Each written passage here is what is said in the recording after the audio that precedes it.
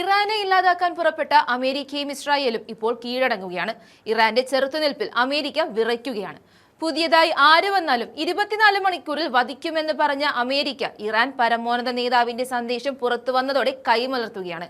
Hormuz കടലിടുക്ക് അടച്ചിടും. അതായത് എന്നും തലയെടുപ്പോടെ നിന്ന ഇറാന്റെ ചരിത്രത്തെ ഏറ്റവും പിടിച്ചുകുലുക്കിയ സമയങ്ങളിൽ ഒന്നാണ് ആയത്തുള്ള ഖമനേയിയുടെ കൊലപാതകം. ആ നിർണായകമായ ഘട്ടത്തിൽ പുതിയ പരമോന്നത നേതാവായി സ്ഥാനമേറ്റ ആയത്തുള്ള മൊജ്തബ ഖമനേയിയുടെ ആദ്യ ഔദ്യോഗിക സന്ദേശം പുറത്തു വന്നിരിക്കുകയാണ്.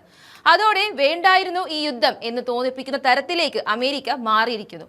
ആദ്യ സന്ദേശത്തിൽ ദേശീയ ഐക്യത്തിന് ആഹ്വാനം ചെയ്ത മൊജ്തബ ഇറാന്റെ ശത്രുക്കളെ പൂർണ്ണമായും സമ്മർദ്ദത്തിലാക്കാൻ ഹോർമൂസ് കടലിടുക്ക് അടച്ചിടുന്നത് തുടരുമെന്ന നിലപാടാണ് വ്യക്തമാക്കിയത്.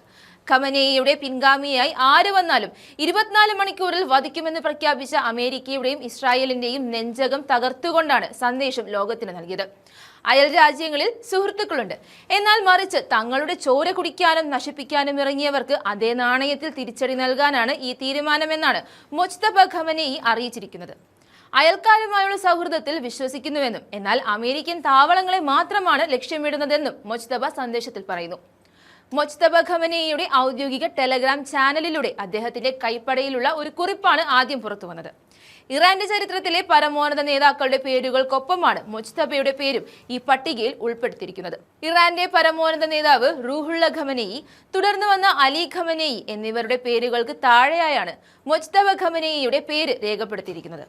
ഈ സന്ദേശം മൊജ്തബയെ സംബന്ധിച്ച് ഒരു തുടക്കം കുറിക്കലാണ്.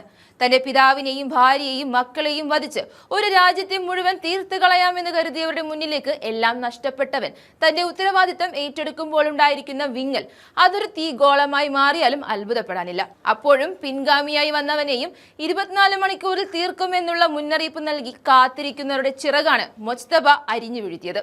അതുകൊണ്ട് തന്നെ വിശുദ്ധ റംസാൻ മാസത്തിൽ അദ്ദേഹത്തിന്റെ ആദ്യ സന്ദേശത്തിൽ ഇങ്ങനെ എഴുതിയിരിക്കുകയാണ്: പരസ്പരം സ്നേഹിക്കാൻ ആഹ്വാനം ചെയ്യുന്ന പുണ്യമാസത്തിൽ എല്ലാവരെയും സ്നേഹിച്ചുകൊണ്ട് തന്നെ നിലനിൽപ്പിന്റെ പോരാട്ടമായി ഇതിനെ കാണുകയാണ്.